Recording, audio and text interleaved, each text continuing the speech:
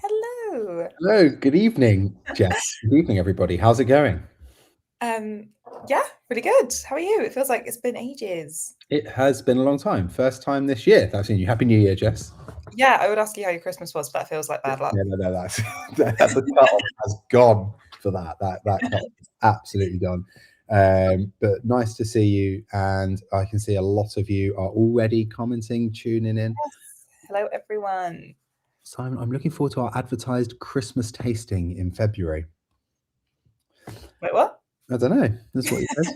Am I in the Christmas kind? No, I'm not. Please elaborate. On the updated site looks great. So Steve Coleman Williams' database is updated, so don't forget to rate. And if you sign up, you can leave tasting notes there for everybody too. Everybody remember, Steve Coleman Williams has made a great database of all the pour and sips that we've tried, all the drams that we've tried over this time. He might be able to tell us how many drams that is. That would be good. Yeah. Do you want to take a rough guess, Jess, of how many drams? Maths is not my strong suit, but I guess it's been like 5.5 years, which is 12 months. And please don't make me do this live. I actually can't. It's too embarrassing. No, I don't. I can't make a guess. I'm going to go with. Oh my. 12 times 5. We can do that. Whiskey tasting. No. I'm going to go with 1,000. It's 12 times 5 times 6, but that's it. That's all I can give you. 1,000. We've tried 1,000 whiskies. Steve Coleman Williams, could you help us out, please? Anybody. Anyone. Pexman saying, evening or welcome back, Pexman. And so welcome back all our regular, Simon, look on the website, Andy. It says Christmas tasting still. Oh, no. Really? Oh. Does he mean the website's in the pour and sip website or what I've got right now? Must be the website. It must be the website. Okay, because now I'm panicking. Have I put something up that I wasn't meant to put up? No, I think you're all good. Good. I don't know. We'll figure that out. Jake fixed it already, apparently. So according to Simon. So well done, Jake, fixing everything. Apparently 360 whiskies. Side. 1,000, you said. I got that really wrong. 360 whiskies, which is impressive, really, over the course of 5 years, 5.5 years. So yes. Congrats everybody who's made it this far, like you, Steve Coleman Williams, Malcolm Tucker, welcome back. And for any newbies who are joining us, I am Andy. This is my co-host Jess. We will be taking you on this journey tonight of whiskey and wonderful whiskey. We've got some great guests lined up for you tonight, trying some great drams. Jess, what's happening tonight? Right. Drum roll, please. The lineup. It's been quite a chaotic start. I'm aware of that. Quite a chaotic start, but not usually this chaotic. But anyway, so Jess, what's happening tonight? Right. Yes. So I'm buzzing for tonight. So I'm going to kick things off with the Heart Cut, and I'll be chatting to co-founder Georgie Bell. And then Andy's going to talk all things Glen Scotia with their master blender and whiskey maker, Ashley Smith. And then I'll be rounding off the tasting part of the tasting with Isle of Harris's regional business manager, Megan. And then last but certainly not least, we have 2 drams we don't have guests for tonight, which is Cask Strength Laphroaig 10-year-old and 19-year-old Jura. So Andy and I will go through those sort of fairly quickly at the end, and then we'll get everyone back together and have a nice chat, hopefully. Yeah, I'm excited. That sounds good. I think we should probably start, maybe. Yes, please. Enough of me, Andy. Enough of us. Enough of us. Right. I'm going to invite Georgie, co-founder of the Heart Cut, onto the screen.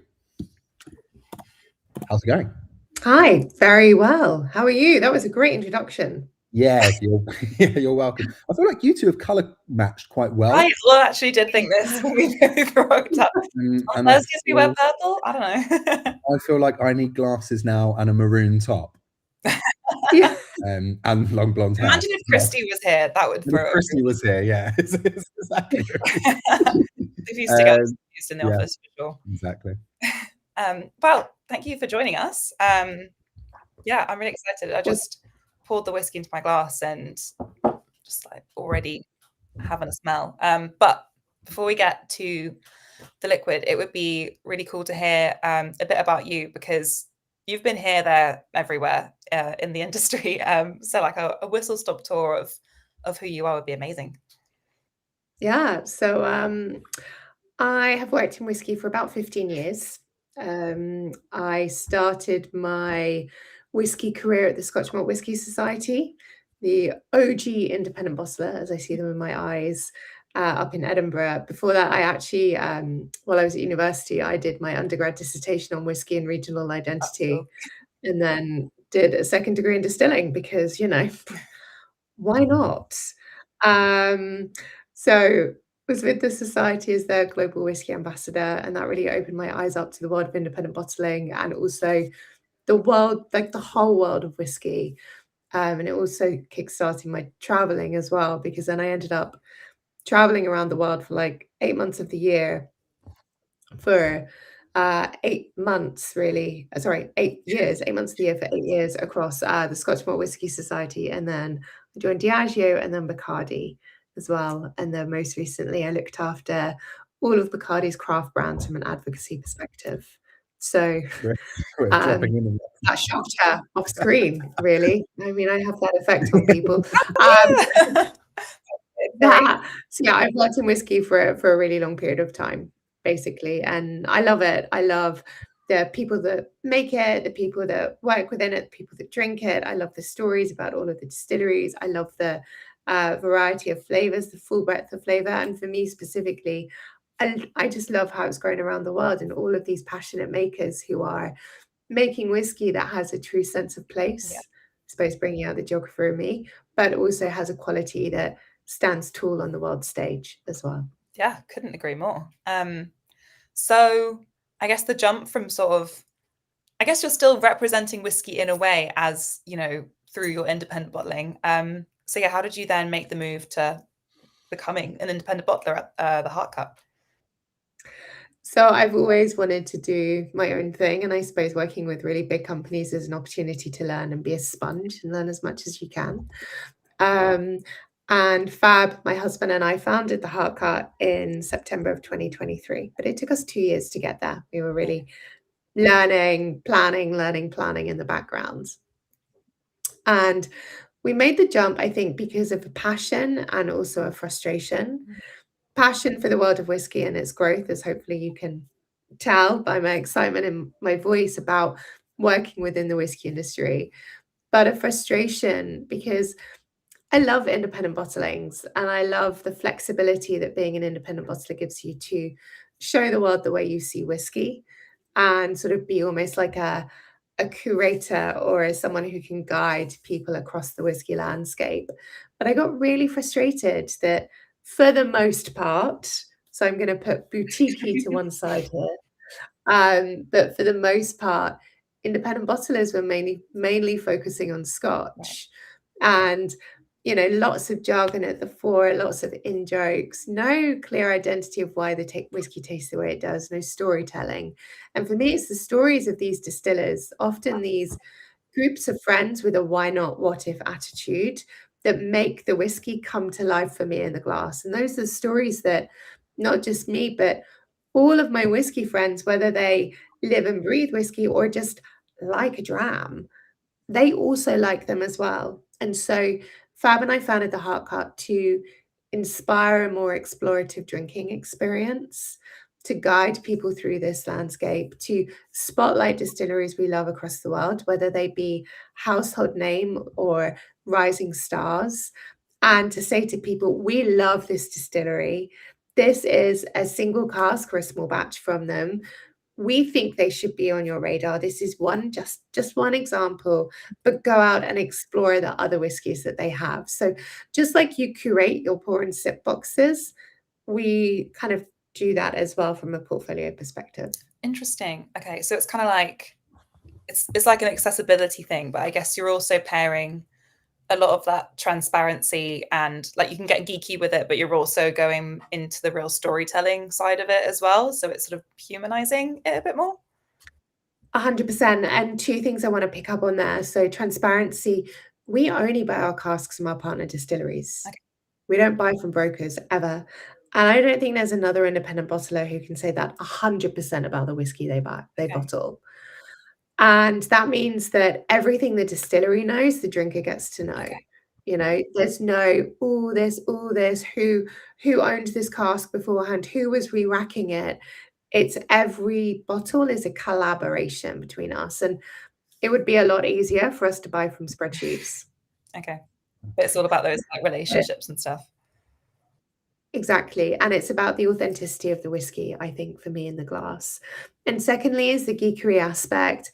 I'm a whiskey geek through and through, but sometimes I just want a nice story. So we try and keep our bottles related to flavor and what to expect inside the bottle. And then everything about the whiskey is in the QR code. So you can do light touch from the bottle itself.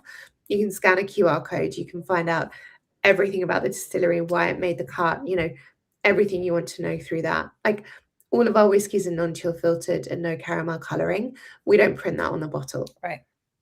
It's just there. But if you really want to dig deeper, you scan the QR code, you go on the website, and everything is revealed. In the case of Barley, which I know I'm jumping ahead, but we'll get on to in a minute, for this English blend and malt, which is a blend of 5 distilleries coming together, we have that compass box exact breakdown with every distillery, the cask type, the flavors that are coming from the cask, and what that is bringing to the blend.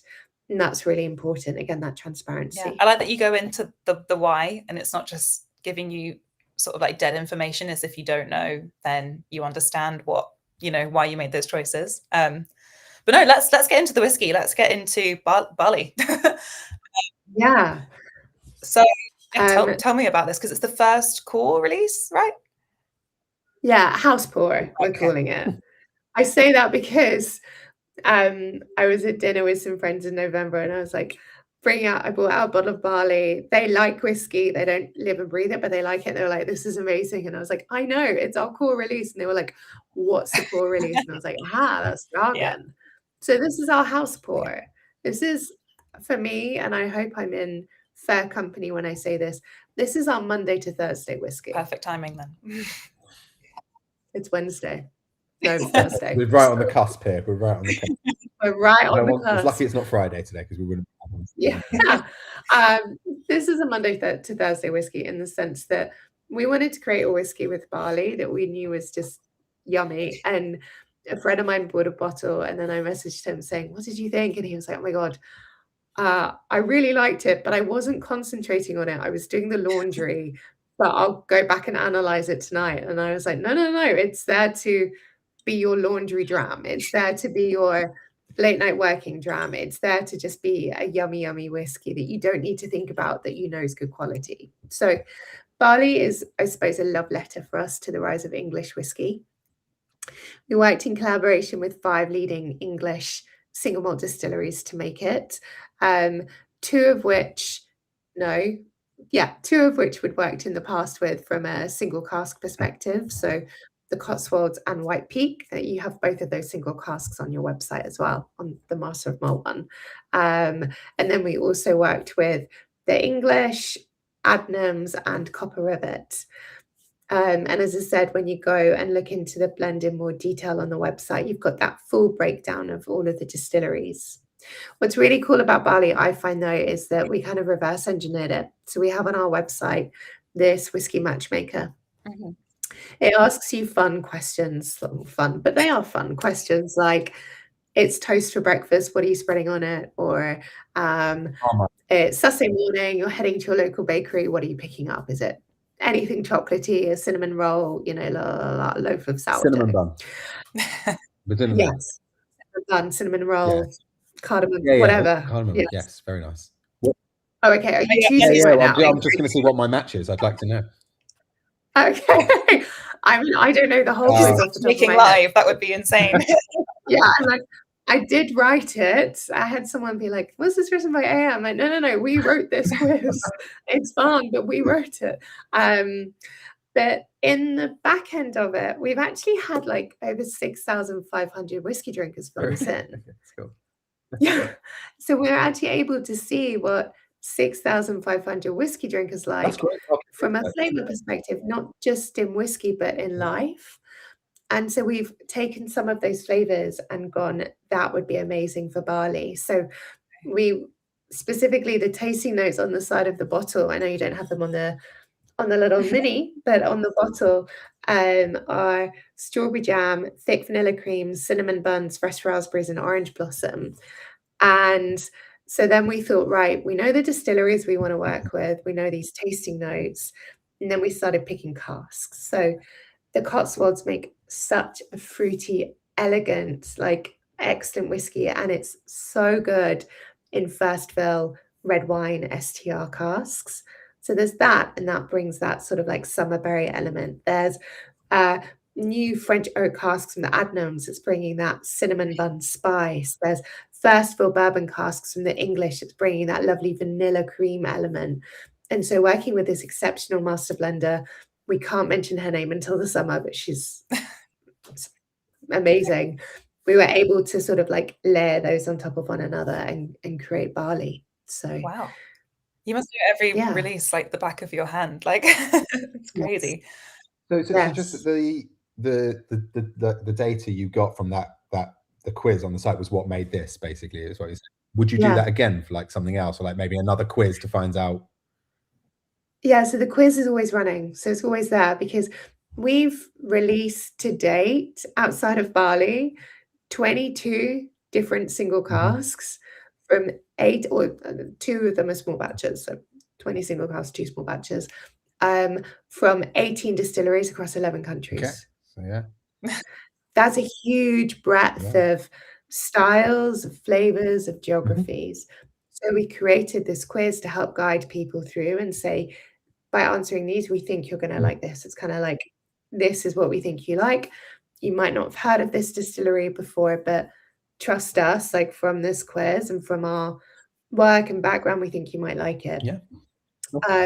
So the quiz is still going, and Barley is sort of the first in our house pour series. So we're consistently looking at what people like and thinking, what else do we want to shape around those flavors to really, I suppose, listen to whiskey drinkers. Let's go.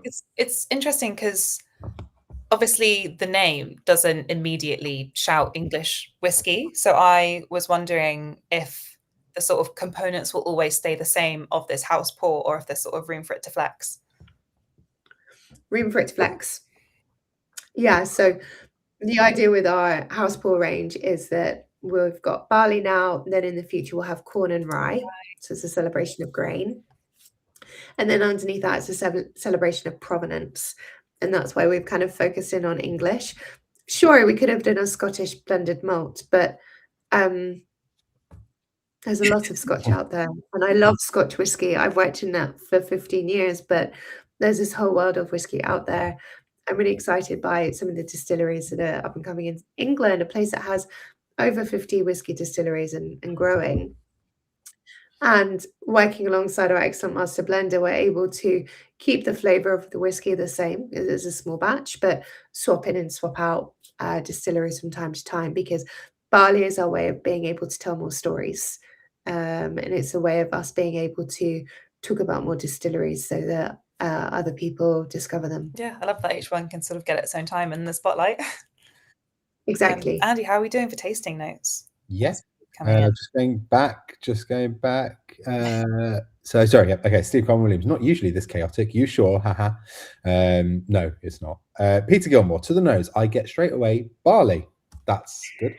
And rosy scent. Wait a second. Malcolm Tucker saying this is the second person I've seen in the last 3 weeks who started at the SMWS and moved into independent bottling. So there you go. Peter Gilmore, malty taste and zest of orange and fruity sweet with a hint of peat. Paul Mazumdar 3466 is saying I'm smelling a Danish pastry laced with cinnamon. That's kind of what you're saying. They're definitely in those notes. They're very kind of bakery kind of notes. Jim Glancy 2588. Do I need to read the numbers out? Not really. No, just Jim Glancy. Freshly mown glass. I think you mean, grass. Okay, not glass. And wild herbs for me on the nose. Paul is saying, this is probably another thing for a question maybe. I like the Hearach retailing 50 centilitre bottles. It allows for a greater range of bottles for the budget. Is that the reason for the 50 centilitre bottles, or is there something else there? Or yeah, it's 2 reasons. One is because we're partnering with so many distilleries across the world, and some that people haven't heard of before, it's an opportunity for a smaller format to be able to try more. Also because for the most part, we're dealing with single casks that are limited. And even in a 500 ml bottle format, with some, we released one from Thompson again on the Master of Malt website. There's 270 bottles. And this is an exceptional Manuka smoked single malt, from New Zealand. So again, sharing more widely, but it also keeps the cost of the bottle down, because if we were going to bottle this in a 700 ml format, it would be priced 200 ml more. Yeah, that makes sense. So it's kind of multi-layered, really. It's not a marketing gimmick. It's so that costs are kept down, not for us, for everyone. Yeah, that makes sense. And Paul is in agreement with you. Steve Williams, apple and petrol solvents. Love that smell. Okay. Nick Tarrant, getting Cadbury's Crunchy. Have you had Crunchy before as a note for this one? Not for this one. I get that for our filled-in, which is like liquid crunchy bar. Yes. Jason Petch, toasted oak, fresh green apples, and chamomile. That's good notes there. Malcolm Tucker, I'm getting leather polish, red fruits, and in the background, very subtle smoke. Paul saying, wow, that's unexpectedly sweet. Command Control, my nephew is called Harris. I'm hoping there's context to that. Yes, we've got Isle of Harris later. I was just like, there was no context to that whatsoever. I was just like, that's good for you. Hold your horses for like half an hour. Sorry, I was just like, that's great. But what we're talking about there, I get it now. Sorry. Castro, incredibly smooth. Peter Gilmore, drop of water opens it up, and lovely. Sorry, what was this bottled at? It was. It's 46%, non-chill filtered, no caramel colouring. Would you add a little drop of water if you noticed any changes to this whiskey with water at certain levels? I've not added water to it. I think it's delicious as is, but it's obviously dealer's choice. It's also exceptional in an old-fashioned.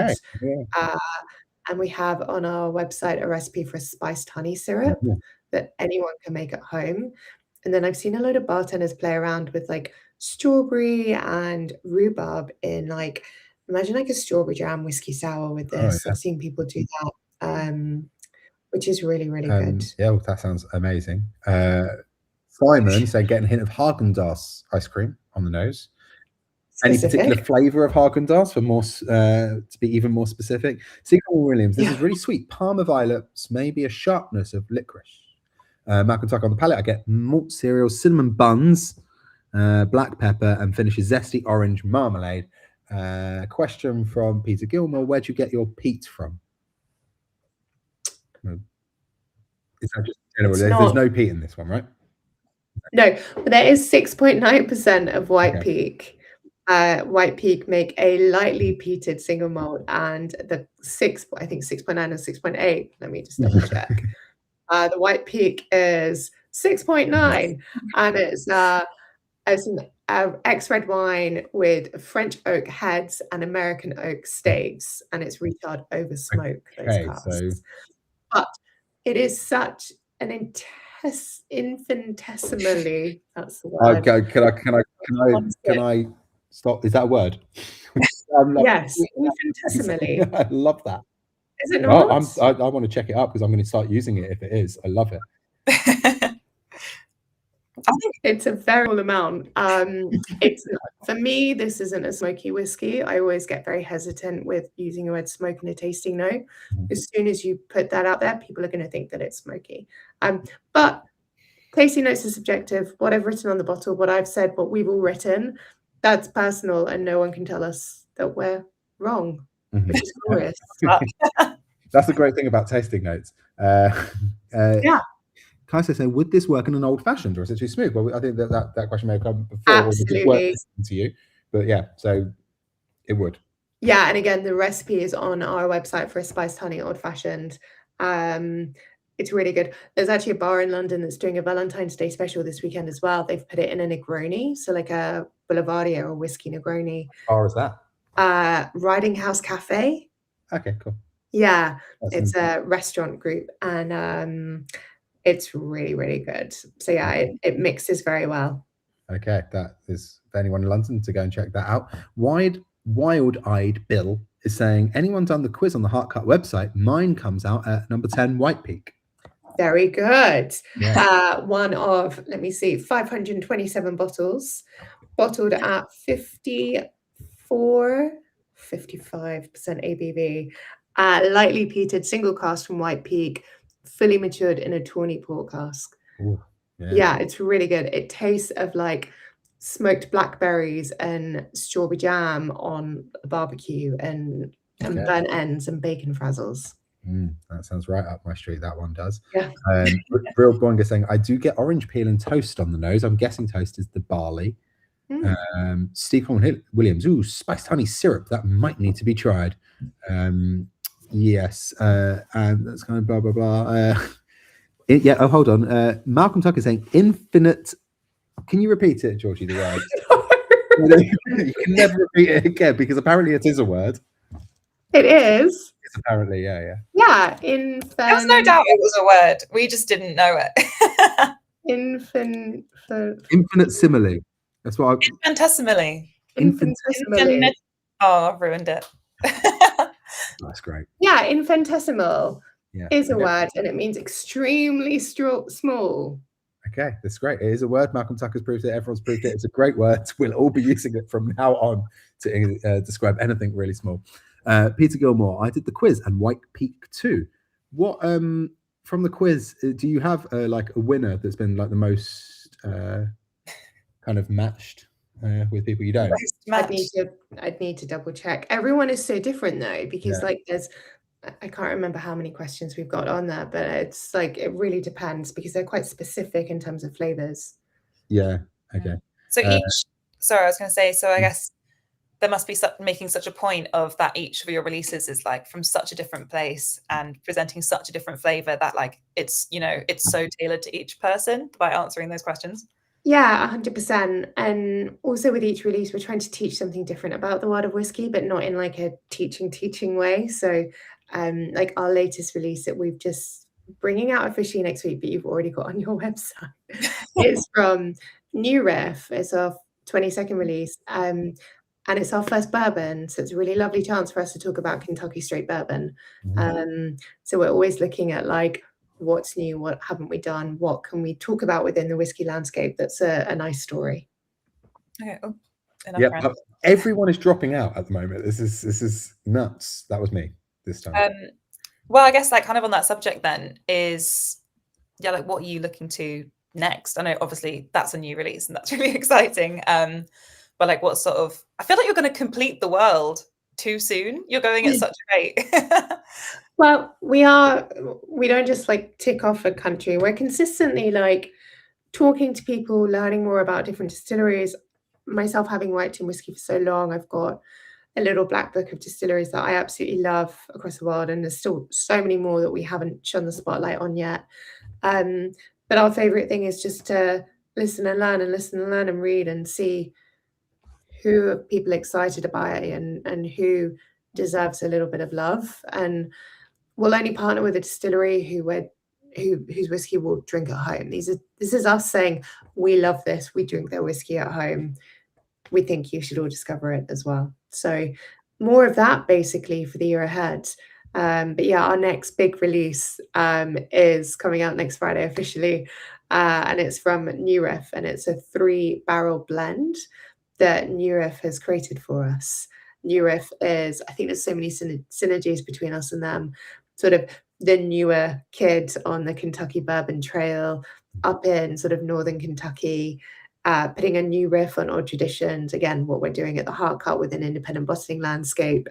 And there's no shortcuts with what they do at the distillery. So a lot of what they're making is bottled in foot bond, non-chill filtered, etc., etc. And our release number 22 is just an exceptionally good bourbon. That sounds good. I think New Riff can do like no wrong. So I'm going to be all over that. Yeah. Everyone's doing the quiz now. You're going to have another 1,000. Exman's getting the Thompson, number 18. Steve Colin Williams is getting number 10. The White Peak couldn't wait. Literally couldn't wait. He said, just seen each whiskey has its own Spotify playlist as well. Yes. Oh, they must be fun to put together. Who does that? Is it you? I mean, the Hearach cut is my husband and I. Yeah. I was wondering like one of you was like into it than the other. Yeah. It's Linda in accounts. Paul saying he got the barley on the quiz, which is handy. That's good. So remember, if you do wish to buy this one, you will get the discount in the pour and sip shop. Get there quickly because these tend to sell out, people. So do get there quickly. And that's and Lockley for Malcolm Tucker, number 17. Everyone's going to the website now. The Lockley might have just sold out on our website though, so you might have to go to the I think you might have to go to your website to get that one, because I don't think I've got any more of that one left. That's the thing with single casks. Yeah, they disappear quickly. What I will say about barley though is that for me it's one of those whiskies that you could give this to someone who loves whiskey or someone who just likes whiskey, and it will bring a smile on everyone's face. And I think, as I said, you can be as geeky as you want about it, or you can just be like, this is just a really yummy whiskey, enjoy it. So it's kind of one of those safe bets. It's very approachable, I would say, for someone as well who's just like, if you like you said, when you're around with your friends who aren't all whiskey drinkers, this is exactly the kind of dram I would pull out and say, try this, I think you'll like this one. It's a safe bet, but it's really interesting. It's not too expensive, so it's like in that, this is like it's in that sort of field, I think it'll be really lovely in the summer as well. I'm thinking like all those like berries and like orchard fruits and stuff. I'm like, that's going to be good. Yeah. Right. Thank you so much, Georgie, for chatting to us about all things Hearach cut and barley. It's been an absolute pleasure. I am very aware of the timing. We've all done half an hour, Jess. That was partly the 10-minute chaos at the start of the show. But anyway, thank you very much, Georgie. Thanks for having me on. Thank you. You're welcome. See you soon. Just finding you here. Bye. All right, Jess, how's it going with just one dram down? Delicious. Stuff. Everyone is still talking about the quiz in here. Did the tasting. As I say, from the pour and sip members and the community, the White Peak number 10 seems to be the most popular via the comments. Most people have actually got the White Peak. We should collate the pour and sip members. We should do a pour and sip one. And do an entire Hearach cut box. Yeah, that, and then we should also do a pour and sip one with C. Cole Williams' database, and then it tells you which one from the pour and sip database that you would get. Steve, can you set that up? There's 360 whiskies that someone could get. So was it 360, 330? Can't remember. Yeah. So anyway, right. I think it's probably time to invite our next guest up. Yeah. Very much hoping. Going to Campbeltown. Going to Campbeltown. Fingers crossed. Ashley, how are you? Are you there? I think so, though my screen is a little bit laggy, so I don't know. I can hear everything, but I can't exactly see anything. Yeah, I can hear you crystal clear, but I can't see you. Oh, boo. Maybe that's a good Have you disabled your camera? Yeah, my internet is not working that great tonight, so I was praying to the tech gods that something would come through. I'll tell you what I'm going to do. I'm going to we'll talk to Megan first. If you could let's say try and get your screen to appear so we can see you, that would be great, and we'll see you in a bit. We'll go to Campbeltown a bit, right? Okay, we've switched it up. Switched it up. I'm not even asking. This is what experienced professional presenters do. No one would notice that anything has happened here. So I'm going to invite Megan onto the screen, and we're going to talk. Hello, you're up. Lucky you were ready. I'm going to get myself ready. That's a tough act to follow as well. I got to say, from founder to sales manager, it's a bit of a step down, but I'll do my best. Not at all. We need to get the view from everyone in the industry. But you kind of introduced yourself there. But if you'd like to go a little bit more into what you do at Isle of Harris, that would be cool. Hello, I'm Megan, and my job title is a regional business manager at the Isle of Harris distillery, and I cover all of Scotland. But as you can probably imagine, in a small company, we are a small distillery. you end up wearing many hats. So I also have kind of an ambassadorial role. And then within sales, I'm looking after anything from kind of restaurants and bars to independent retailers to wholesalers to very large retailers. So yeah, I get to work with lots of people, and I'm fortunate to, although I'm not a Hearach, which is what you call a person from the Isle of Harris, if you didn't know, I don't have that lovely accent. I do get to visit a lot. They have welcomed me as one of their own, so I get that privilege. Oh, that's lovely. I was going to say as well, I knew if I went to pronounce Hearach, I would do it wrong. Well, that was great. That was great. Can you say it again? The Hearach. So you really got to get your throat in there, like really.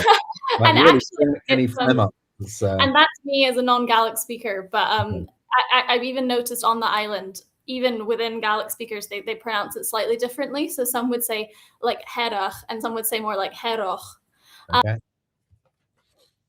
This is chaos. Making our toes. Oh, hello. Hello. There's some gremlins and the Pour and Sip tech team tonight. I know. What was the last thing you heard there? You just cut up on it. Great. Yeah, it's slightly different depending, I think, on whether you speak Harris Gaelic or Lewis Gaelic. There's even differences there. So I'm learning lots about this world too. Don't touch me on my Gaelic though. I couldn't if I tried. So yeah, Isle of Harris. I read somewhere it's like the Scottish Maldives, which is a mad comparison. So funny. I mean, yeah. I think those kind of things are so insane, but it's not what people like properly think of when they think of Scotland initially. But can you kind of like paint a picture of what the island itself is like before we get on to sort of the whiskey and the distillery? Yeah, the like Maldives thing, I guess, comes from those spectacular blue waters, which, I mean, and it really is. I remember the first time I visited, which was before I worked for the distillery, actually, I think right after it first opened. You just are struck by that white sand and that turquoise blue water, at which, if you know our gin bottle, you can kind of envisage it because it's very much inspired by that. And then when you go and see those beaches, you can see why the bottle looks the way it does because of those ridges in the sand. But yes, it looks like the Caribbean until you go for a swim. You quickly realize it's not. But apart from that, the Isle of Harris specifically actually has a really rugged landscape.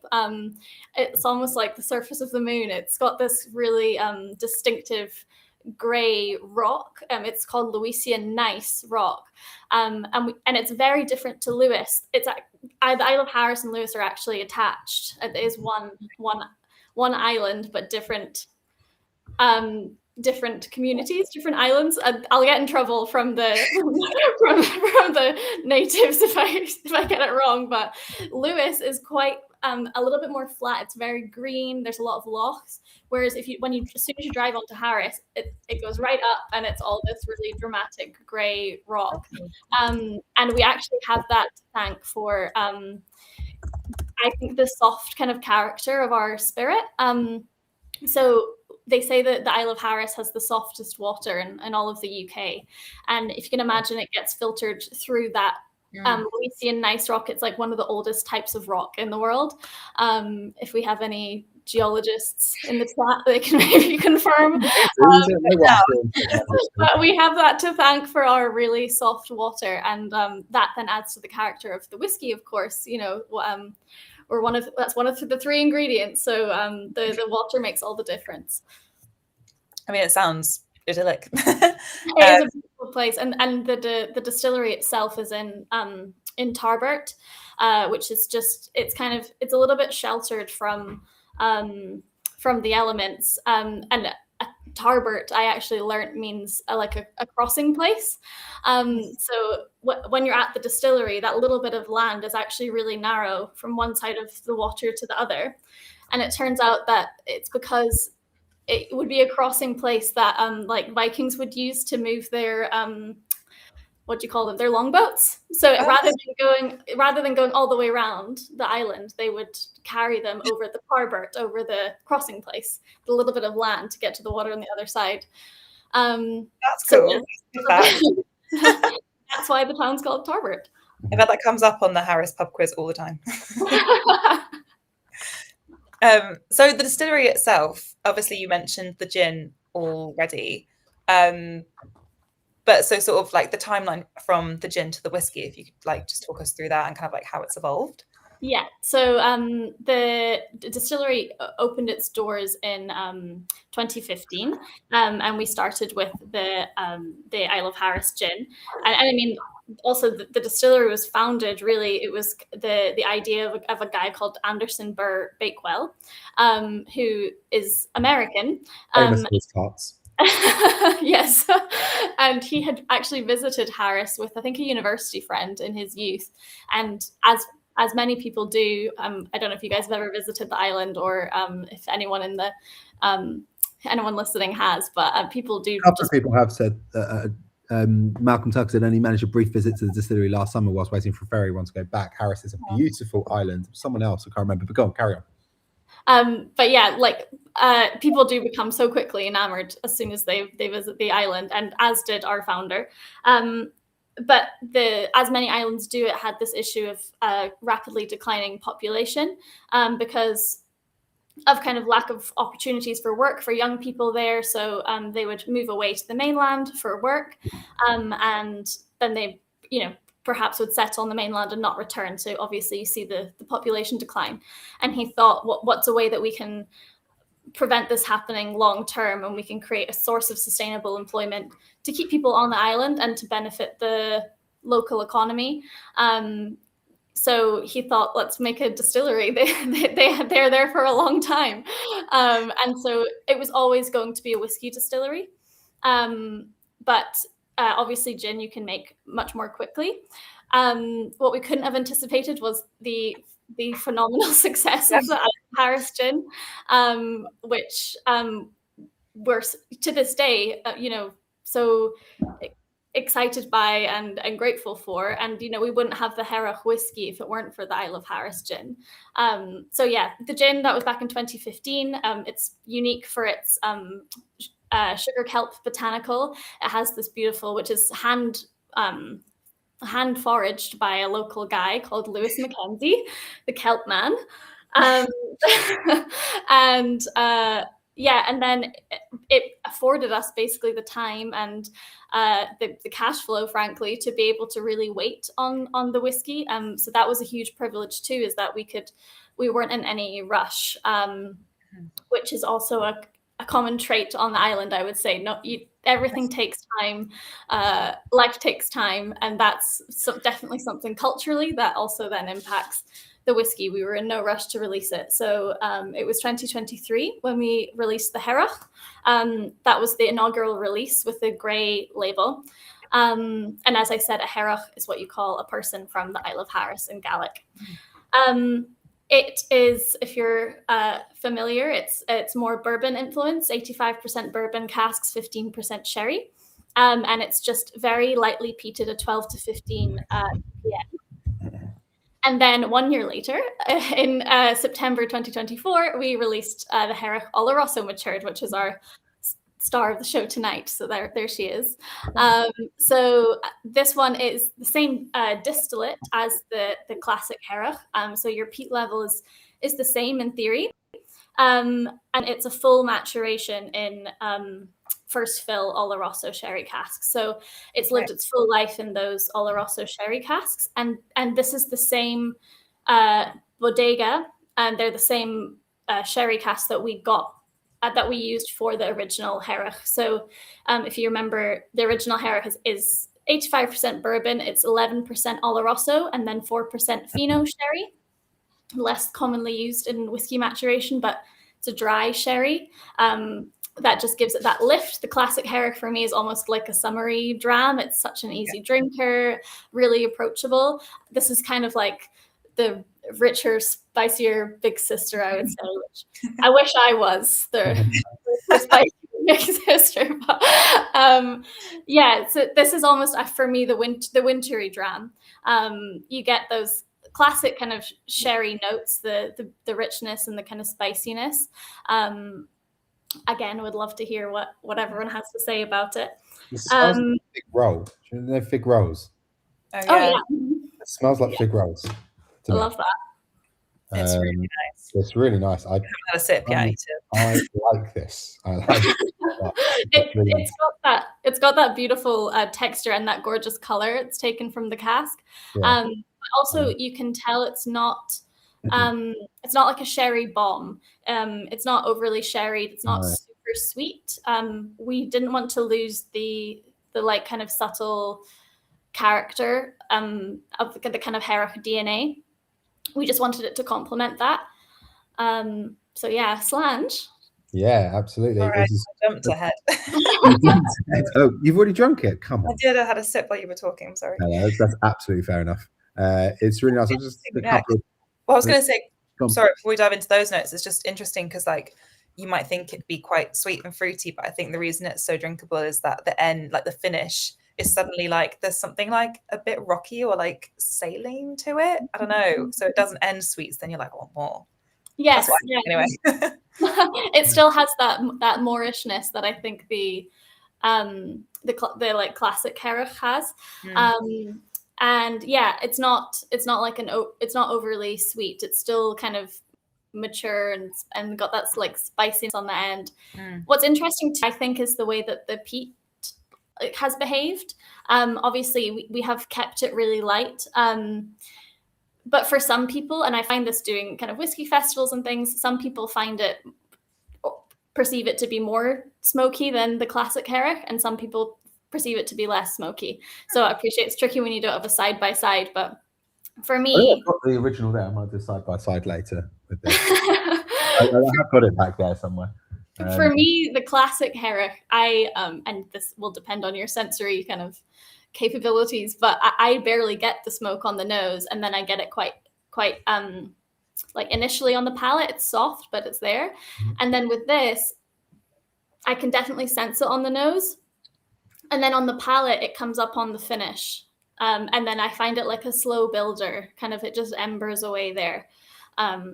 It's still nothing, compared to some of the ones we'll be having later, it looks like, but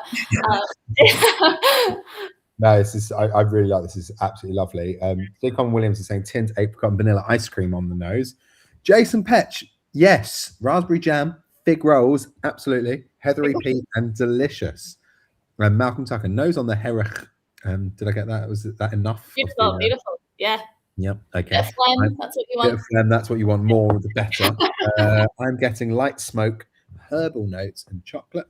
Malcolm Tucker saying, I confirm that Tarbet is a narrow point of land between water. There are a number across Scotland, one on the Kintyre Peninsula, not far from Craig, one between Loch Fyne and Loch Lomond. There you go. Yeah, there are quite a few Tarbets and Tarberts in Scotland, and exactly, it comes from, that's the etymology. So there you go. Thank you for the confirmation, though.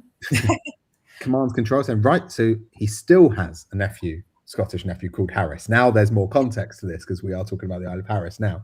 This is also very nice. Walnuts on the nose and a bit of damp wool. Great bottle, says Jason Petch. Barry saying the packaging is too precarious. Bottle is banging though. I can't remember what does he mean by that about the packaging? I think that he's speaking about the box, which is I do have her here. Okay. They're very cool, and they're cool to display because this is the side of it, that's the front. And actually this one just for our design team because it's got this beautiful like wood effect, which I love. Yeah, cool. And yeah, but it unpackages like this, so it kind of unfolds. Okay. It's hard for me to show you what lifted up like this, but you'd really do this point if you just drop this now. It kind of unfolds like that. So. Pop that off camera, but I think that's what they mean. Yeah, no, I get it. That's pretty cool. The bottle itself, you can kind of see the lines. They go in opposite directions, and so we'll hold it up to the light. It's supposed to mimic another famous thing from the Isle of Harris. Tweed, yes. Tweed. Gold star. Yeah, You've so done your research. No, she got that straight up. Done her research. The next question was about tweed, I guarantee. Yeah, so the lines go in opposite directions, and it's supposed to represent warp and the weft of the tweed, which are the different directions that you weave it in. And it also, the whole distillery is about people and place woven together. So the bottle represents that too. Because the spirit is completely defined by the place that it's made and the people who make it.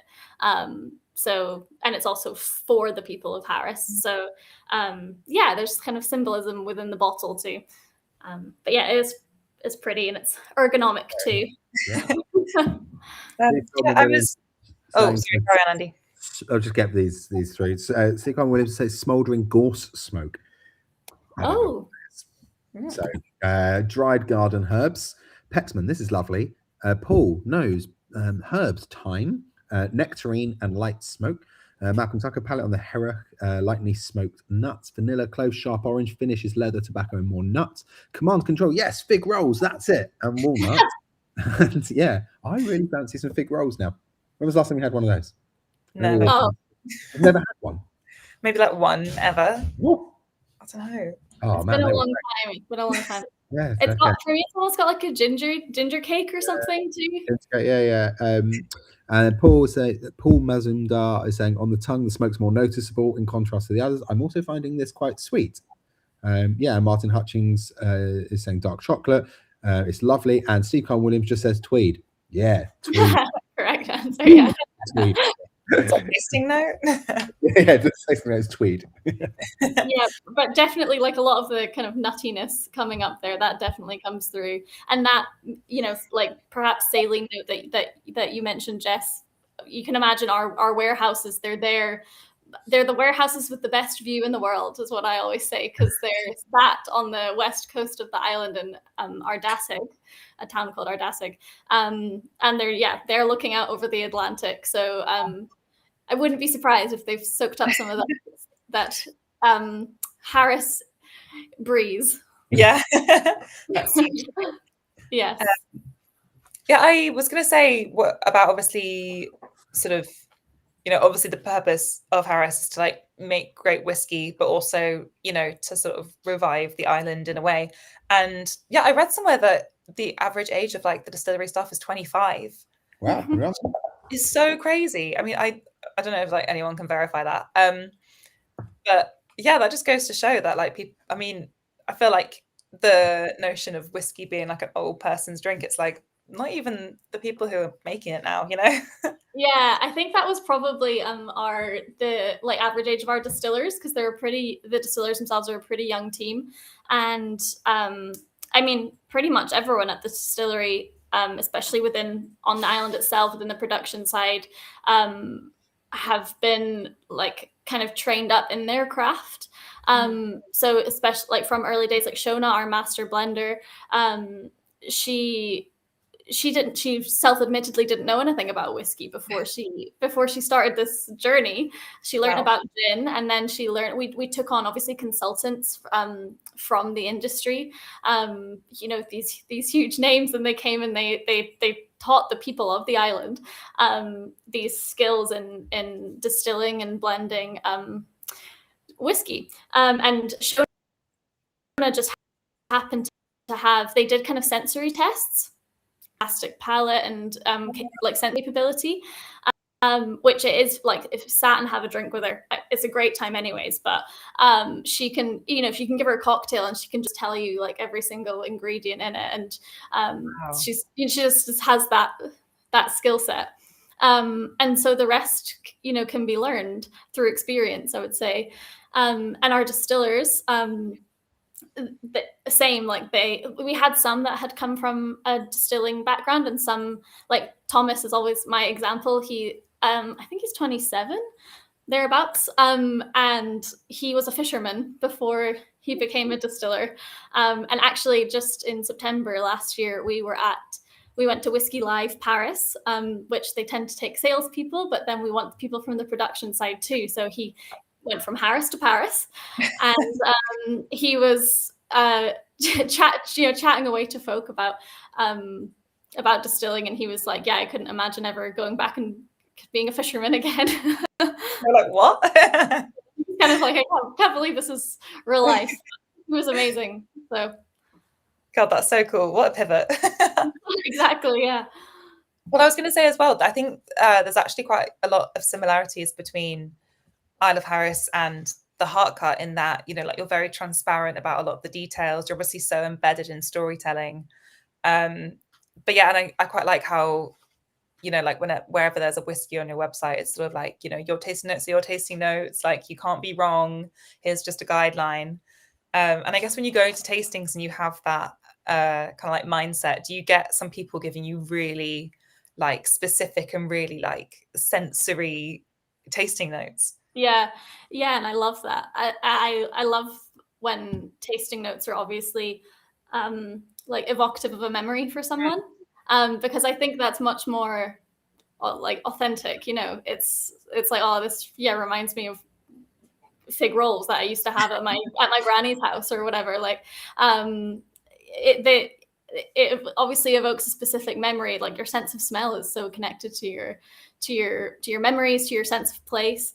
So yeah, I love when people have like weird and wonderful tasting notes and stories attached to them. And I think that the island is a place like that too. Like the guy who said his nephew was called Harris, you know, people, I find whoever I meet, they have some, you're never too many, what is it, steps of separation from the island. Like people that, you know, they'll be like, oh yeah, my nephew's called Harris, or so-and-so's dog's called Harris, or my mum has a Harris lamp, or like I got engaged on Harris, or, you know, there's so many people have some story about it, which I love. I never get tired of it. Do you have like an evocative memory that like any Isle of Harris whiskey brings up for you? Well, I guess mine would be the when I first visited the island, like pre working for the distillery, it felt a little bit like serendipitous, because I visited the distillery when I guess it must have had just opened, and I had this little, give you my age now, but I think I had just turned 18, and so I was like dead chuffed that I could visit a distillery and like try the gin and everything. You know, I was very excited about it. And what stuck with me was, as for many people, the super warm welcome that I had, and the faces that welcomed me there, and the people at the distillery. And I actually wrote about that when I applied for this job. I wrote about it in my cover letter, the experience that I had, and me thinking this would just only go to the hiring manager. And then when I, lo and behold, got the job, I visited the island for the first time working for them for my training, and the guest services team were all like, "Oh, Megan, you're the one who wrote that about in the cover letter about us, and you must be Megan." And so I was like, went beetroot red, because they had all read it. But I was, you know, glad that I had been able to pay them a compliment too. But it felt like a kind of funny full circle moment, like it was supposed to happen. So I guess, and obviously I've had lots of really amazing experiences on the island since then, but I guess that was the really nice full circle one. So yeah, oh, that's so cool. I love that. Sorry, time is flying today. Flying by today. Yeah, thank you so much. I feel like we scratched the surface of Harris, but we'll have to go. Yeah, let us know. I'm getting there. Well, thank you very much, Megan. Cheers. Yeah, thank you, Megan. Cheers. Thank you. Bye. Thanks. Bye. Right. Okay. 2 down, 1 to go. And I can actually see Ashley backstage. Oh, that's good. That's which good. is great. That is great news. I can see her celebrating in the background backstage there. Yeah. I'll invite her back on and she just goes. It's going to be fine. So let's just get on with that now. So we're going to head over to Campbeltown and we're going to talk to Ashley about all things Glen Scotia. Hello, Ashley. Hi. Oh, look at this. Yay, finally made it. Good. I was having a lot of tech issues tonight, so I had like a backup iPad, I had my laptop, I had several different cameras, and eventually we've just ended up on the humble phone. Yeah, well, I'll tell you what, it's not bad. It's crystal clear, can hear you. Good. Now, so everything is great. Okay, so let's just first talk a little bit about yourself and how you got into the industry and now Master Blender at Glen Scotia. Yeah, big question. So I started working in the whisky industry about 12 years ago. It probably wasn't the most traditional route that you could imagine, because I studied marketing and Spanish at uni. So not really a classic degree for a whiskey blender. But when I was studying abroad, the first thing people would kind of ask about when they found out I was from Scotland was about whiskey. And at that time, I wasn't really a whiskey drinker at all. And it kind of shamed me, shocked me into learning a lot more about whiskey. And I think, as probably many of people on the pod tonight will know, once you start learning about whiskey, you kind of fall down a rabbit hole and you never really want to come back out again. So being I'm like studying marketing, whiskey is kind of that ideal product to work on. So I knew at that point that that was kind of the route that I wanted to go down. So when I came back to Scotland and started looking for jobs after I graduated, that was when a job came up at a whiskey maturation site in Glasgow. From that site, the master blender for the company worked, and part of my job was to help him set samples up for the day, and really, for want of a better word, got quite nosy about what he was doing, why he was doing it, why are you nosing it, why are you not tasting it, why is it sometimes clear, sometimes got a lovely golden colour. And he really took me under his wing and found out that I had a very kind of sensitive nose, a really good palate for picking up differences within the whiskies. And from that point, I knew I wanted to be on that side of the industry, working in operations, working on whiskey making. And so, yeah, it's a case of right place, right skills, right time. So worked at that company for around about 2 years, and then a job came up in a blending team in Chivas Brothers. So worked in their blending team on products like Glenlivet, Aberlour, Ballantine's, Chivas Regal. A real education in blended Scotch whisky, and they have sort of 14 distilleries across malt and grain. So, as I say, a real education in whisky. And then most recently moved to Loch Lomond Group. So they have Loch Lomond Distillery and also Glen Scotia Distillery, and stocks of Little Mill, which is a since long closed lost distillery. Worked with Michael Henry there as part of the blending team, and that's been for 6.5 years now. For the last year and a half, I've been working as the Glen Scotia Master Blender, so kind of taking on that mantle, really learning from Michael, and yeah, as I say, really exciting last year and a half working on the Glen Scotia brand. Having worked on the single cask programme for both Loch Lomond and Glen Scotia, it's given me a real insight into how both those whiskies kind of mature, how they develop over time. And so, yeah, it was the next kind of natural step was to take on that mantle of master blender for Glen Scotia. So it's been a bit of a whirlwind. Bit of a journey, yeah. Yeah. Yeah, so talking about Glen Scotia, so look, Campbeltown, I think, is starting to get obviously much more recognised as regions go, but it was one of the whiskey capital of the world. Like, what happened? Yeah, that's correct. So back in the Victorian age, it was known as Whiskyopolis, or the whiskey capital of the world, for a town that now has a population of about 4,500 people, but at its boom time was 9,000 inhabitants. To have up to 26 operational distilleries at one point is quite phenomenal. So never before and never since has a town, such a small place, had that many distilleries. So obviously Speyside has a great number of distilleries, but not in such a concentrated area as Campbeltown. And there was a number of factors really that led to it becoming the whisky capital of the world. One of which was that it's situated in a deep natural harbour, so ships can come in and out of the port quite easily and connect Campbeltown to Glasgow and the wider kind of new world. In the Victorian age, the invention of the steam engine kind of connected Campbeltown quite quickly to Glasgow and those blending houses within a matter of hours. So there was a lot of trading of casks between Campbeltown and Glasgow at that time. Again, shaped by the population as well, a lot of skilled local farmers and illicit distillation was going on at the time.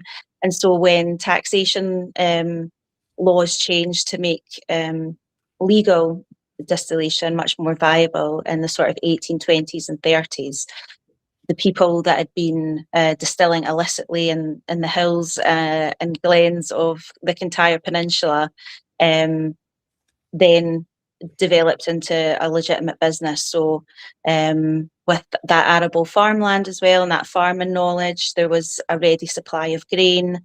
And there's also a history of mining, coal mining, taking place on the peninsula since sort of like the 1600s. So a local fuel source as well to fire the stills, malt the barley.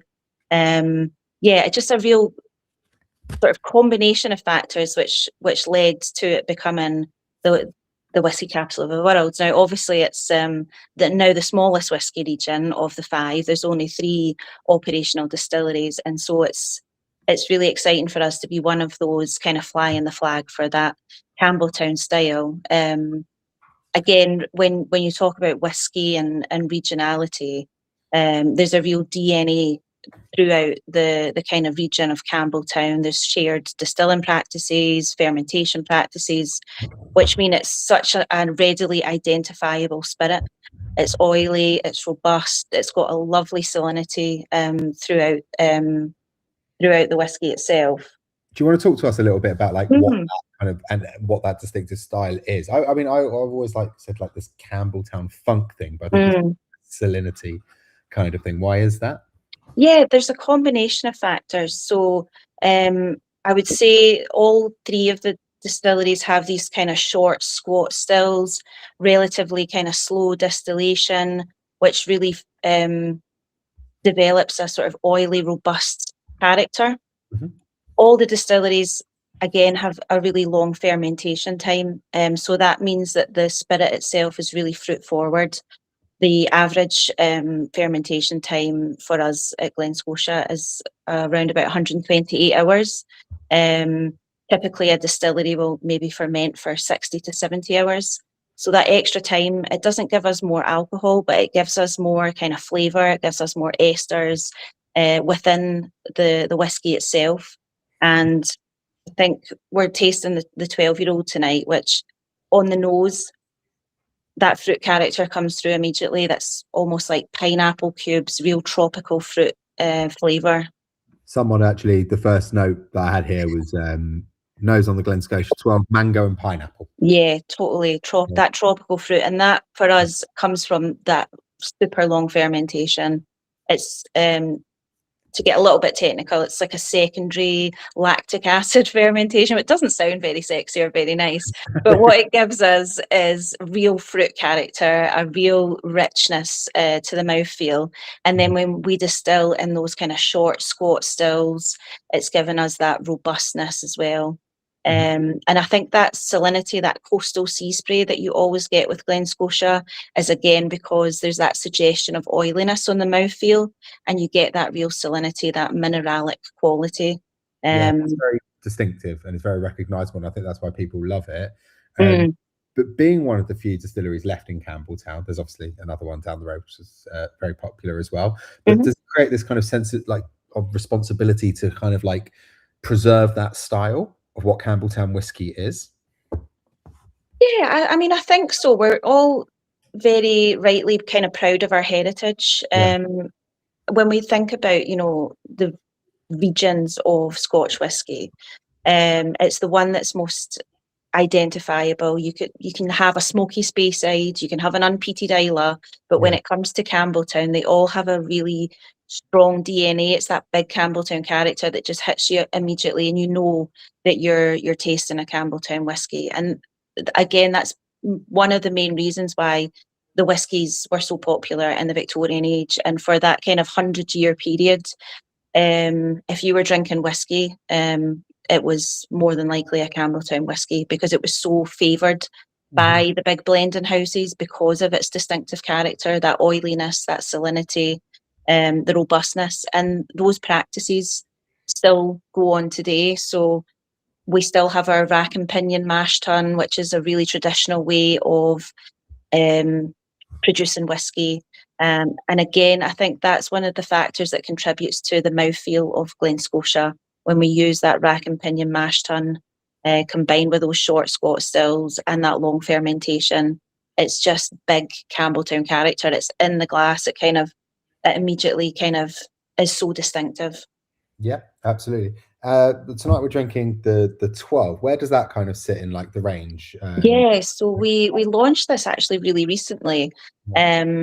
It was launched back in August last year, and it was really, when we looked at our offer in our core range, we start off with the Glen Scotia double cask, which is a non-age statement whiskey, and then our next whiskey in the range was a 15-year-old Glen Scotia, and there was just something that we just needed to bridge that gap. And really, it was a response to a lot of the whiskey drinkers when we were out at kind of festivals and shows.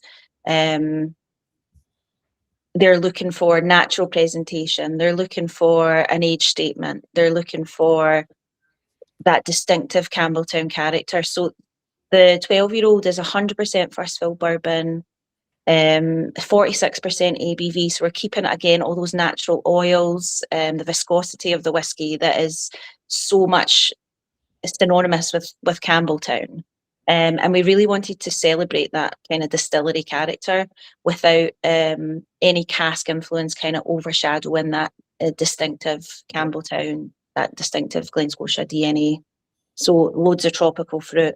The salinity is immediate on the nose, and it's unpeated as well. So again, it's just allowing that distillery character to shine. Yeah, and it really does. It's like, because where does this sit in like the kind of the range? Because you've got the 15 and then the double cast. Is this kind of the real classic Glen Scotia? Yeah, this is like the heart of it. This is like classic Campbeltown style. This is Glen Scotia's distillery character kind of shouting from the rooftops. It really is a celebration of our distillery and the heritage of Campbeltown and those traditional whiskey making techniques.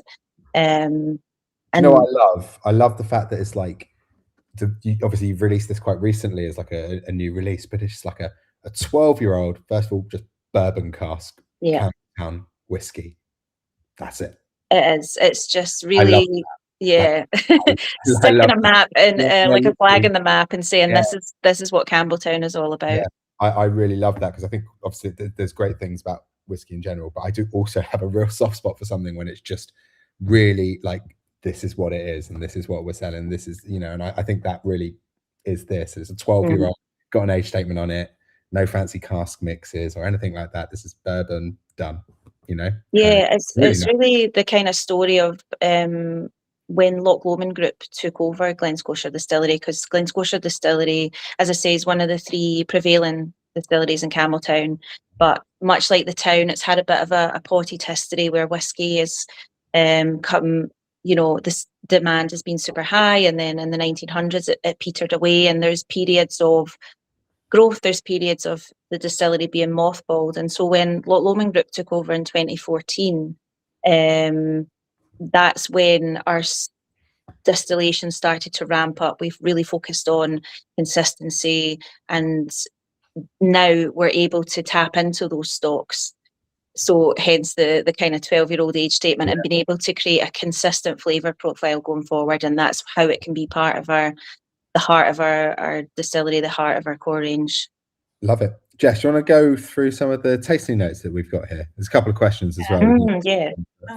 I'll start with the questions actually. Our first question from Malcolm Tucker: How many icons of Campbeltown are left to be honoured through whisky? Oh, that's a good question. I think Malcolm's asked me this before, and I've been quite coy about that answer. So at the moment we're on Icons number 3. So we most recently released the Wolver, which is a 12-year-old unpeated tawny port, which is when you have our kind of classic core range 12-year-old and you compare with the Icons of Campbeltown number 3, it really is that influence of the tawny port on that first fill bourbon influence. It's a really nice compare and contrast. There are, okay, I'll reveal there's at least 2 more to come. But they're both work in progress at the moment. And so I'm not sure what we're going to do beyond that, but yeah, the Icons 4 is coming out at the end of this year. And it's really, again, the Icons of Campbeltown is commemorating the market cross that sits in the heart of Campbeltown. It's adorned with kind of wolves, beasts, mythical creatures, mermaids, saints, and it's again just celebrating the heritage of the town, the spirit of the town, the people of the town. Yeah, if you've managed to get your hands on the Icons number 3 and the Glen Scotia 12-year-old, as I say, it's a really nice way to compare just that influence of the tawny port on our 12-year-old spirit. Very nice. Very nice. Sorry. Oh my god. So you touched Jess. Sorry. I don't know what's happening. We've got a question that isn't really a question, but it's from Command Control saying, is that Campbeltown flavour the herring casks? No, not at all. We don't use any fishky casks. From research, we know that there was like a cooperage society in the town from the 1770s. So again, one of those factors that allowed Campbeltown to be such a massive whisky boom town was that skilled local workforce. So there would have been capable a capable workforce that could throw a barrel or two together from the 1770s. So by the time the legislation changed in the 1820s and 30s for distillers to really capitalise, there were so many elements that meant that Campbeltown was ready to produce and distill whisky. Oh, amazing. And then we have more questions asking you about future releases.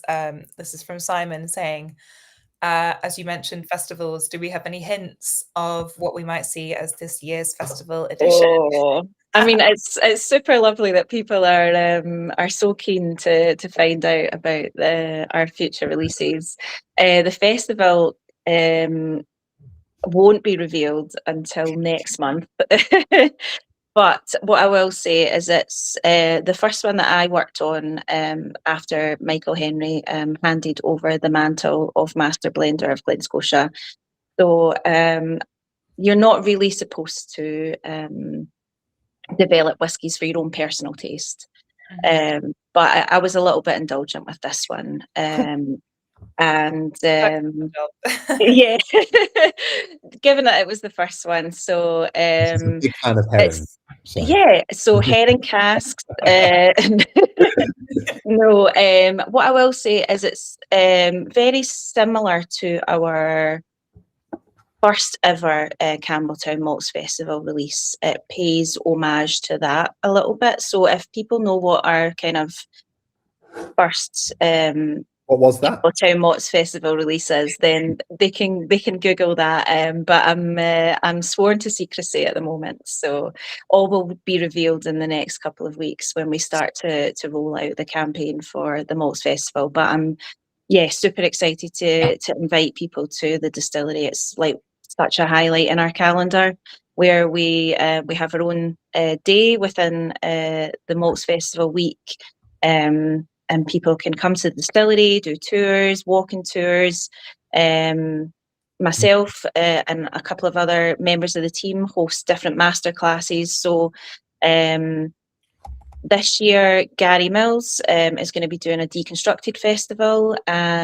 Michael Henry's coming along. He's going to be doing the big Campbeltown character. And again, that kind of focuses on our 12-year-olds being introduced to the core range. And I'm going to be doing a session called Port to Port, which will really focus in on the heritage casks that we use in our core range. So Oloroso, all different types of sherry, ports, for example, and rum as well was a cask type that was known to be kind of prevalent in Campbeltown at that time. So we always have that little bit of nod to our heritage, and we really want to fly the flag for Campbeltown and what that really means to not only the people of the wee town, but taking that flavour of Campbeltown out to the world. So it's always really exciting to have people come to the distillery.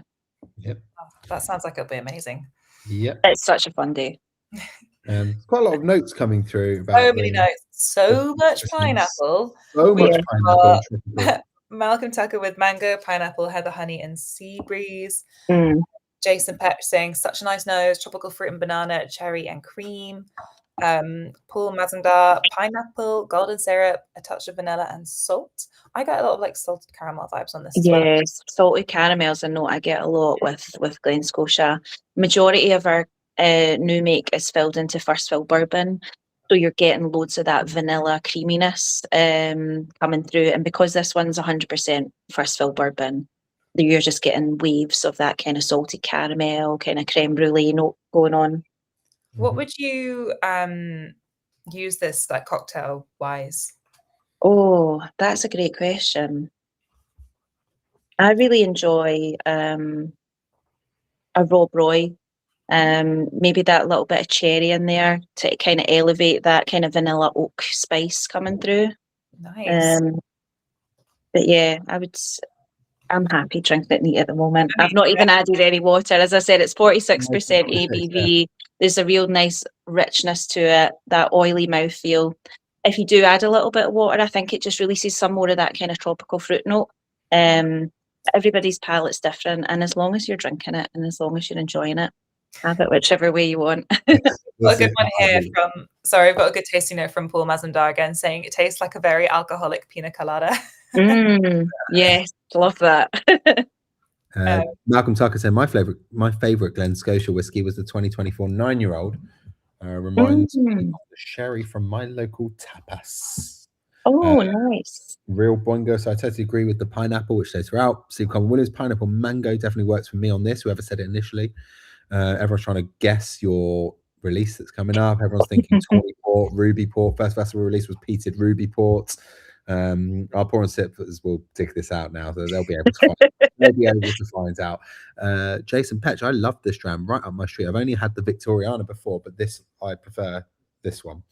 Nice. It's good, isn't it? Because like to get like a 12-year-old in there as well, like at a price point that kind of is obviously the non-age statement stuff at the start, and then the 12-year-old is more now an entry point as well as for the age. Yeah, it definitely bridges the gap between our non-age and the 15-year-old.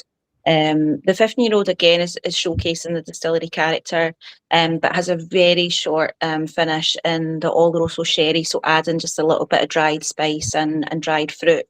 But the 12-year-olds, it's the total fruit bomb. It's I find when the younger Glen Scotia tends to be much more kind of orchard fruit, kind of candied apples, pear. And as it ages, so as it kind of gets to this 12-year-old age point, you're starting to get much more kind of tropical fruit influence.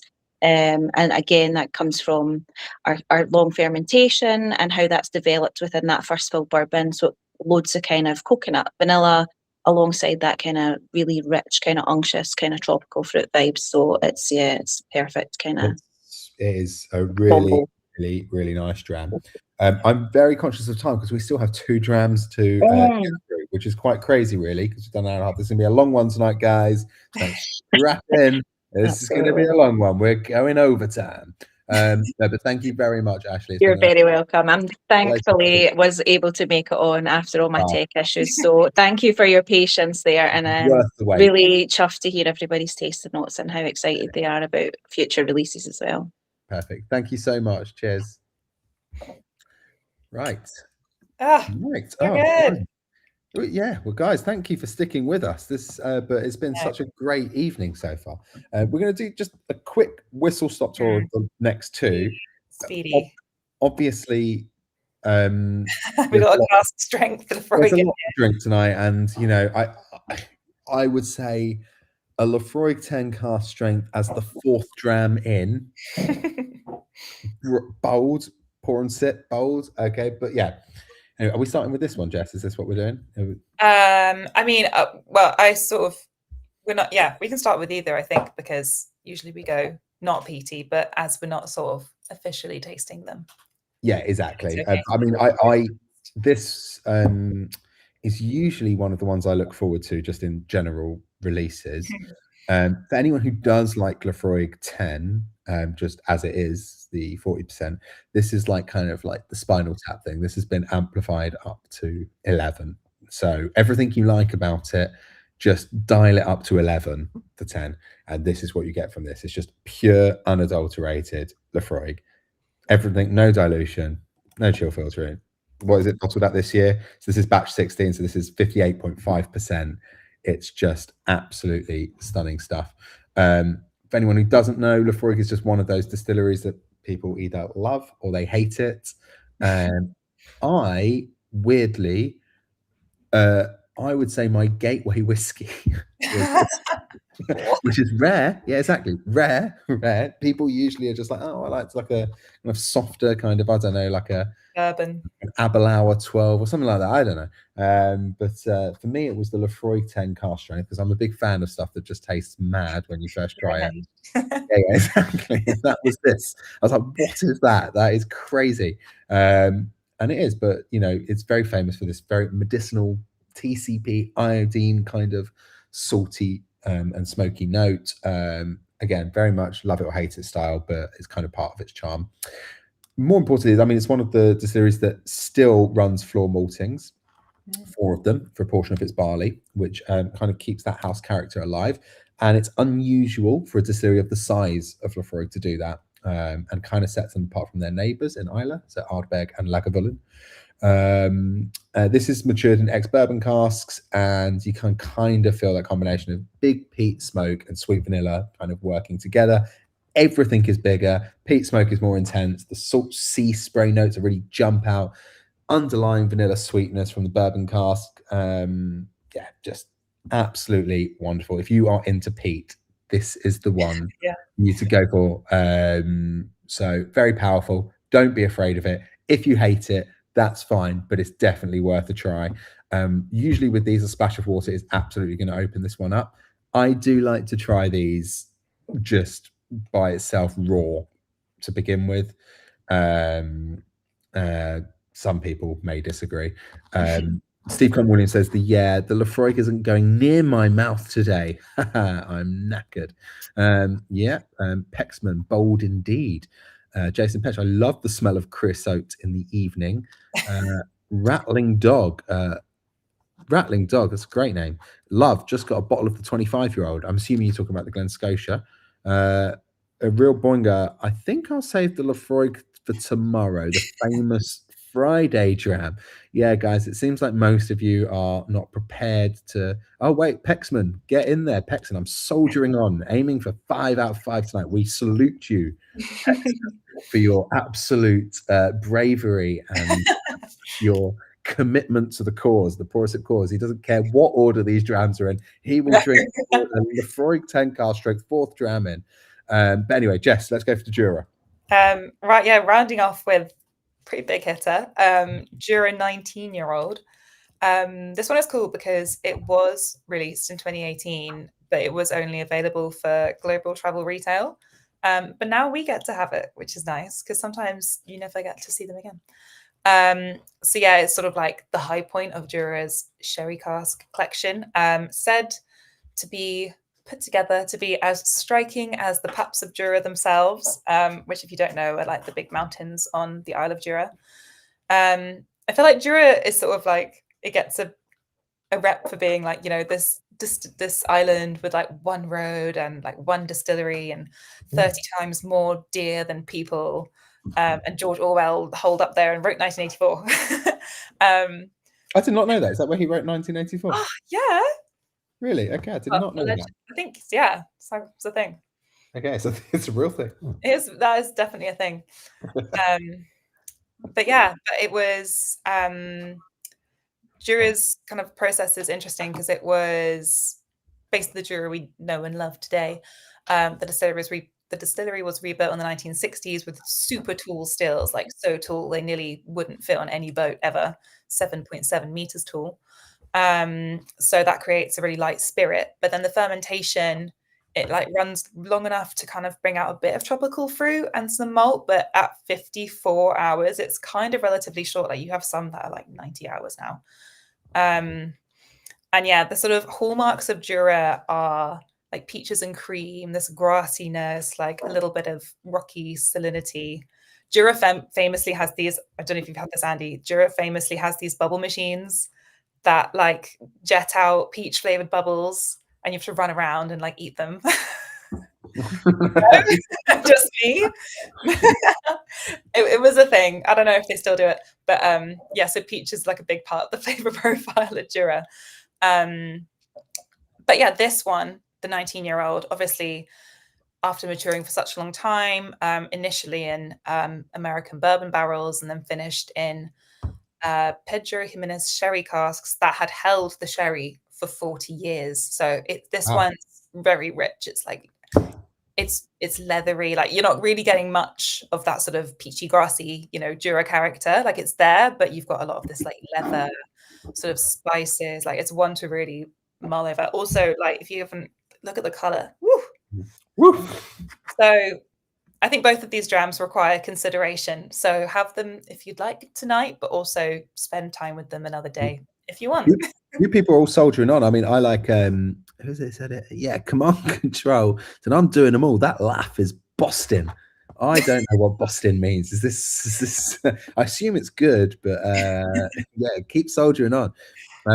David Miller says he never tried Laphroaig. Now that I have, I'll know I'll have to leave it. I love that. Yeah, and Pexman saying, my wife is insisting the Laphroaig is gone by the end of the night. She cannot take the nose. Yeah, if you drink it, you know, maybe you're gone with it. I don't know. It's and Rattling Dog saying, no, the Laphroaig 25. And just casually buying yourself a Laphroaig 25 at 9 p.m. on a Thursday night. Good for you. Yeah, so well done, everybody. Good stuff. Malcolm Tucker saying another bit of Jura trivia on the island in which the KLF famously burned 1 million on a campfire. £1 million. I've heard that one before. And Chris Leno saying Boston is a black country term that means very good. Black country is like New Geordie. Is it? Oh God, I'm going to offend someone here. Black country is like Sunderland, right? Is it? No. Oh God. You'll know soon. You'll find out. You'll find out. I probably offended everyone from wherever the black country is. Yes, sorry guys. You can let me know where it's from. But anyway, that is our More and Sip Thursday night, February. Done. I'm going to invite phenomenal stuff. I'm going to invite our guests all back on. Nearly invited Jake back on there. Are they all here? He can join if he likes. He's worrying now. Georgie, how's it going? You're on mute. See, I said this would happen. Sorry, I'm back. I literally said it. I said, don't put yourself on mute. You're only going to come back. And literally, that was like 2 seconds, though. Oh, I'm well off apparently here. Birmingham. Black country is Dudley. Way off, Andy. Everyone is shouting in here in the comments. Way off. And I don't know why I thought Sunderland. Anyway, Megan, coming back. Welcome back, Megan. How's it going? Hello. Good. Oh, wow. Everyone is really angry in the comments right now. You've ruined it. Command Control, Brumberland. Rattling Dog, Doodley, you mean? KLF? Okay. North Birmingham. Okay, I get it. Okay, the Black Country is Birmingham. Right. So as we always do at this particular point in time of the evening, please don't get offended, Georgie and Megan. But we do ask everyone to share with us what their favourite dram of tonight has been. Yeah. Georgie's favourite. This is an absolute picture, but that is fun. It's fun. So please tell us. That's exactly what it is, Malcolm Tucker. Sunderland's FC are known as the Black Cats. Andy, stay on task, I beg. That's what I've got it. Please let us know what your favourite dram of the box was. In another note, Georgie, if you could share one of your Hearach bottles releases with someone past or present famous, who would it be and which bottle? Yeah, see? Yeah, on the spot now. Yeah. Yeah, thanks for that. Yeah. Megan, this question's coming for you too, by the way. No, I'm like panicking. It could be anyone, someone famous, someone who you respect and you would love to share a dram with. Yeah, actually, a very, very good friend of mine, a woman called Alison Park, she founded a whiskey company called Bren. It's a French single malt. We've had them on. Who's been on? Yeah, we've been friends for like 12 years plus. Mm-hmm. She lives in New York. We now try and see each other once a year, but I might not see her this year. And she's like a friend and a mentor in one. So her and probably a dram of barley, and it wouldn't just be a dram. Okay, a bottle, 500 centiliters. I mean, I'm not going to put a measurement on it. You know? Yeah. But it won't be a dram. Okay. It won't just be a dram.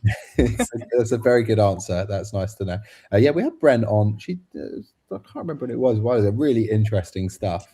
Incredible. Yeah. Incredible woman. I remember being like completely like it was mad. I just like hadn't tried something like it, to be honest. So it was it's so it tastes like an old school banana flambe being made next to you, like with someone, like it smells like a steak restaurant full of leather.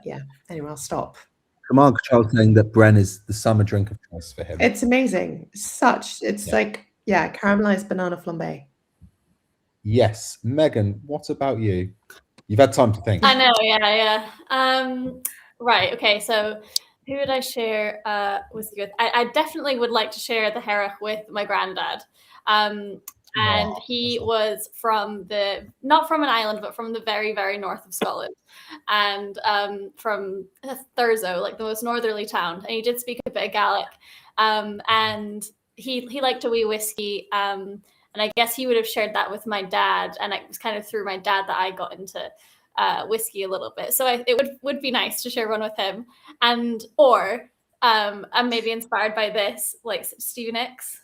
I think that she'd be fun to share. That's rumors right there. So inspired by what? Sorry, by the I've got the rumors album right there. Oh, Fleetwood Mac. Okay, yeah. And I don't know if it's just because it's there that I'm thinking of her, but I think she's a legend, and I think she'd be fun to share a dram with too. So yeah, for sure. Ashley, I know you kind of cut out and then you come back in. Yeah, sorry, tech issues again. If you could share a Glen Scotia with somebody past or present, who would it be and which dram would it be? Oh, that's a tough one. Pressure's on now. Yeah, the pressure's on.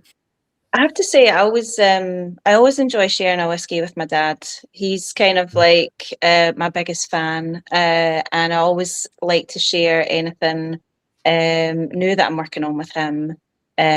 So I guess it would probably be the next Malts Festival with my dad. Which you can't tell us. No, I can't. To be confirmed. Yeah, actually, funnily enough, whenever I ask that question, most people say a family member or a friend. I said George Michael. Oh, love George. Yeah. George Michael. Did not go nostalgic at all. But those were very lovely answers, actually. Yeah, exactly. They're usually lovely answers and bring up some kind of emotion, but like Jess was just straight down George Michael. Did you remember what you chose? What dram you would have? I don't think that was part of the question. Was it not part of the question? Okay, fair enough. Okay, guys, I'm going to read out some of these. Castro saying, I'd say the Hearach was one of my favourites of all time. Wow. Not just of tonight, of all time, nonetheless. 360. Okay. There you go, out of 360 pour and sip drams of the Hearach of all time, but it may have not been a member for the 360. I'm gonna make a medal of that and put it next to all of Would you like it? Yeah, Yeah. one of my favorites of all Mm. time. Okay, you can put that right on the bottle. Mhm. CA11 Isto, that's his handle. I've been saying Castro, but there's nothing like Castro. So anyway, Rattling Dog, the Heart Cut. C. Con Williams, for me, the Isle of Harris. But the ratings on the database at the moment have gone with Glen Scotia, which has received a 4.7 out of 5 on the So database. people can put it in. So there you go. You can't just trust what's going on in Slack right now. The database is the real source of truth. Martin Hutchings, Isle of Harris, yummy. Command Control the Bren wasn't on box, but summer drink of choice. Pexman, another outstanding box. Of the 3 discussed, number 1 is Glen Scotia, 2 the Hearach, and then 3 the Heart Cup. Boy, is it close. I'd buy the Laphroaig if my wife would let me. Come on, Pexman, man, just buy it. Come on. David Miller, Glen Scotia 12, love the tropical palette. Jason Petch, all really good, but the winner for me is the Glen Scotia. I'm going through an ex-bourbon phase. Steve Con Williams is telling me in March 2022 we had Bren on. So there you go. Everyone's going to say Heart Cut for me, says Simon, but Glen Scotia is my go-to distillery. And Paul is saying also, thank you all for breaking the stereotype of whiskey for being a middle-aged man. Sadly, I'm not in a position for to middle-aged men. Drink for middle-aged men. For being a middle-aged man. Sadly, I'm not in a position to counter that, but it's been great to see the general youthfulness. He's mainly talking about me there when it comes to youthfulness. I don't know about you guys, but he's definitely talking about me there. Castro, again, it's supposed to be Callisto. That makes total sense. I'm so sorry. I've been calling you Castro for about an hour and a half now. Callisto there says my IRC name back in the day. Martin Hutchins saying thanks for a fun time. Real boingo for me, even though I'm saving it for tomorrow, I'll prefer the Laphroaig, but the Hearach comes second. And unopened Is that Ram is everything? number 1. Savage. Jake, you've got 3 more seconds. Any more? No. Cool. Okay. Thank you guys so much for joining us as always. It's been a pleasure. Thank you, Georgie, for joining us. It's been an absolute pleasure. Megan, thank you so much. Ashley, thank you. We got there in the end. We Ashley. did. Thank you again for having us. You're very welcome. And we will see you all again in March for some more Pour and Sip extravaganza and mayhem. Jess, thank you as always. Thank you, Andy. You're very welcome. Cheers, everybody, and we'll see you all soon. Pleasure. Thank you.